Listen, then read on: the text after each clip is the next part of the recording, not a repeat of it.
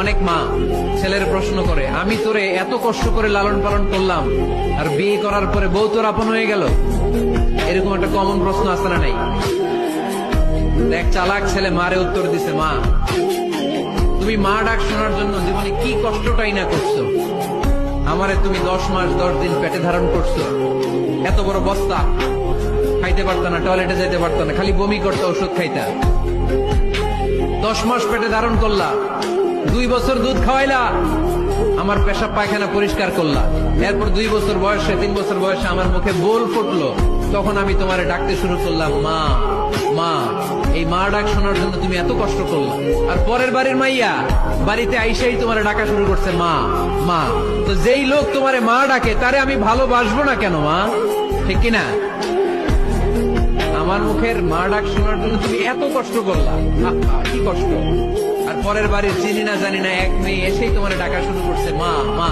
তো যে আমার মারে মা ডাকে তার স্থান তো আমার হৃদয়ে, ঠিক কিনা? প্রথমে শাশুড়ি আম্মারা শোনেন, মহিলা প্যান্ডেলের শাশুড়িরা, ছেলের বউয়ের উপর রাগ করেন না।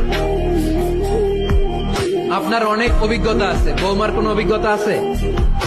নতুন এক্সপেরিয়েন্স নাই। বৌমাকে একটু সময় দেন, একটু গুছায় নিতে দেন, পারবে। রান্না ভালো হয় না, পারবে। ঘুম থেকে দেরিতে উঠবে আস্তে আস্তে। আপনাদের সাথে মানায় চলতে পারে না, পারবে, সব পারবে। আপনিও একদিন পারতেন না। আপনি যখন প্রথম বৌমা হয়ে গেছিলেন ওই কথাগুলো খেয়াল করেন, আপনার দিনগুলো তখন কেমন কেটেছিল।